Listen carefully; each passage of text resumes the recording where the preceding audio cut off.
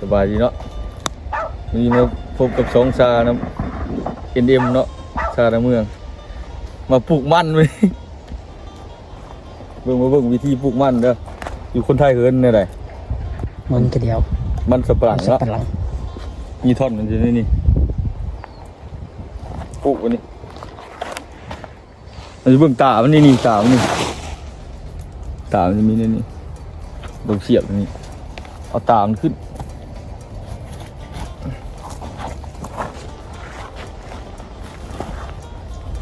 นี่เนาะเพิ่มให้มันตายดิประมาณ5 นาทีเลยคนไทยปลูกนี้บ่คนลาวปลูกอย่างนี้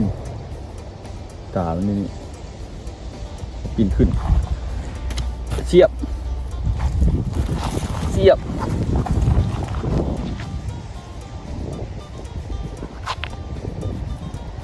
โอ้ยากนิดนึงเนาะเพราะว่าเอาบริเฮ็ดโค้งเนาะเอาไข่เลยเพื่อประหยัดงบประมาณ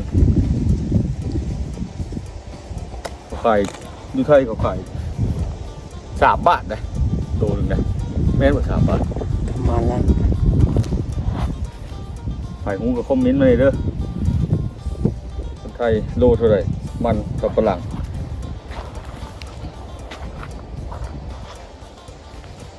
ง่ายๆเนาะดิ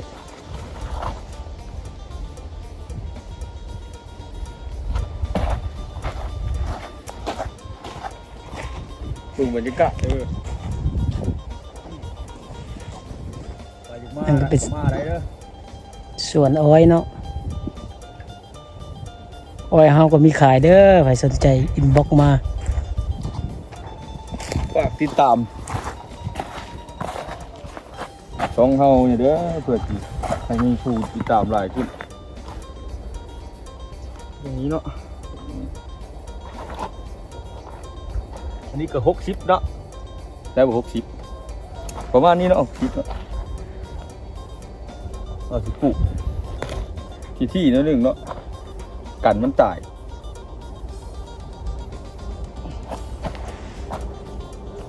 ฝากกดติดตามช่องเฮาเนี่ยเด้อ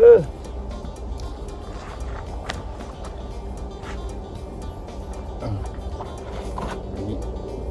หน้าที่เลยนี่ ช่อง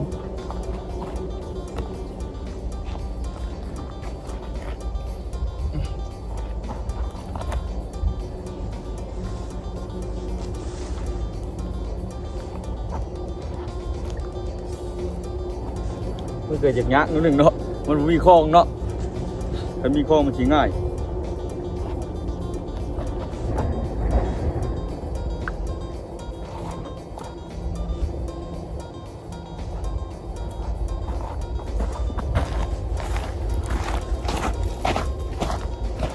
มือกองก็ไม่ได้จ้างหรอกเก็บเอาซะนี่เลย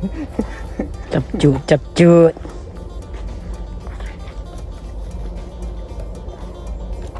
นี่คนมันเอาคนไทยกับเจ้ากระปุกในนี้นะปุกคือเดียวเลยเนาะดำเอาไปนี่เลย พวกเรียนนี่แหละ โอเคตัวนี้มันก็10 ไร่ ตาย เกิดที่ปากแล้วโอ้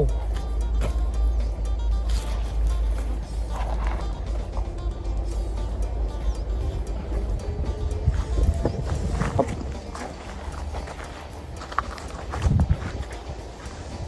เดี๋ยวเสียบยะขนาดเนาะ มันต้น เอาไปที่คลองนะแกะอุ้งฟางบ่ดีมาเลย แรงใจอุฟัง เฮ็ดดีได้ เท่ มีล้อกระปิดเงื่อนเจ้าค่ะมีบ่มีเฮ็ดได้ซั่นบ่บ่มันมีอยู่กระปิดตัวนั้นน่ะมันแก้วมันเตะนะเอาเด้อ ไม่ได้ มีกระปิดแต่เฮาเอาอันยังอันเลื่อมเคียนหั่นนะคืออีหลีมันอบไก่หั่นน่ะ อันยังวะเคียนเลยเนาะดูแม่นเลย ไม่ได้ลองเฮ็ดเท่ เอาตัวเจี๊ยเลื่อมเด้เจี๊ยว่าเขาแพ็คเข้าอันอบอันนี้ซะได้นี่เนาะคือสังกะสีนี่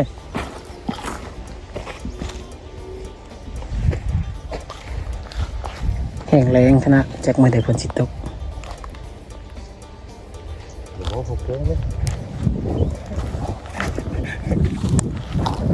ห่างเป็น ใช่เอากระเสียมใส่เลย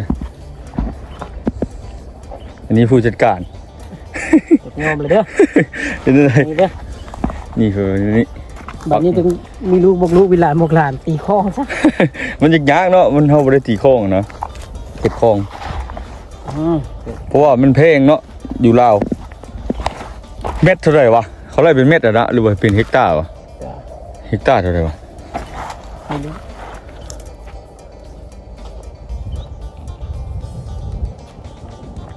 เปิดสุกปะล่ะ ดุดันไม่เกรงใจใคร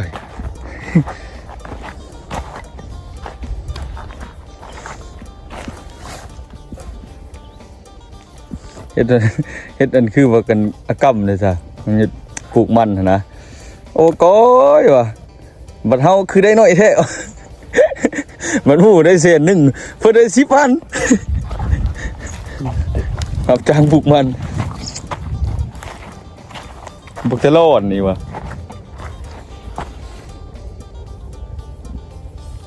นี่วิธีมันปลูกมือซีบนะเพิ่นน่ะ เจือดนิดนึงเนาะ ชื่อหลาดใบบวกลงเจือดนิดนึง มือซีบวันละเศษละได้ของจับจางปลูกอะไรแม่นว่าพี่อันเขาก็เจ้าดำหน้าเท่าไหร่เจ้าจังดำหน้า 70ฮะถามเขาคือ80พุ่นน่ะ เป็นบางเจ้า บ่บ่นะพวกอันนี้เลยพวกนี่บ้านหยังก็ จะเชิญบ้านเก่งงาน บ้านเก่งย่างบ่อยู่เทิงนี่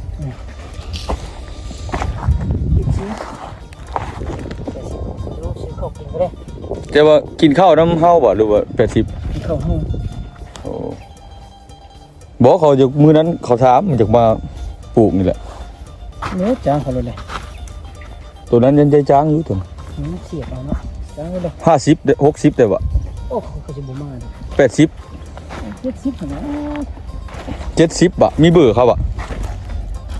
เขาแต่ว่ามีเบอร์ว่ะ หาอยู่ไสบ่ฮู้เขาบ่ ช่วงบ้านกินงานเลยนะ ฮะ เขาจะเข้าน้ำค้างนึงได้แหละ ไปกินตัวง่ายแหละมันสิจักมือฮอดบ่สองมือเอาสมมุตินั่น5คน10 คน 10 คนประมาณโอ้ก็ไวเนาะ วันละ70บ่เขาสิเอาบ่70มันกินข้าวนำเฮา ก็คือสมัยหน้า บ่เขามาประมาณ6คนก็ได้แล้วเนาะเอาไปเสริมก็เฮาอีกเด้ซะแม่นบ่ มันจะตัดลำมันจากตีนตัด จะเอาน้ำซื้อน้ำมันใส่ให้ก็ได้ที่หมดจักหมดสิโจด ไม่ใช่ตุ๊ดเนี่ย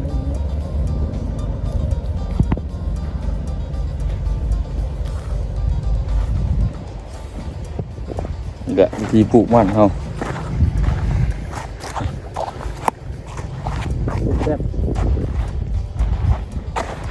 ปลูกแบบรายวันปลูกแบบรายวันปลูกอย่างนี้ ปลูกเลย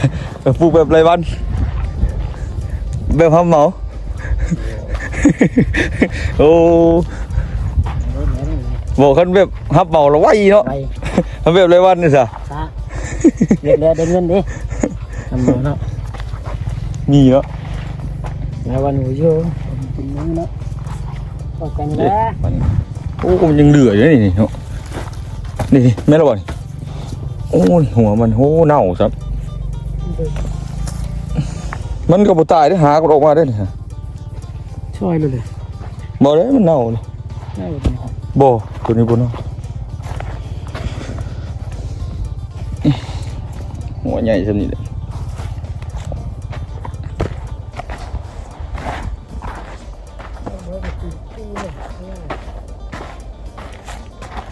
จับดูดิ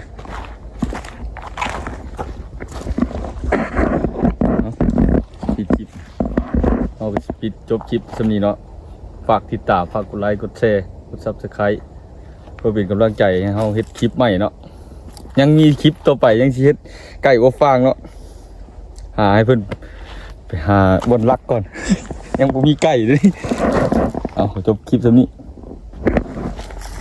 กินจ้ะ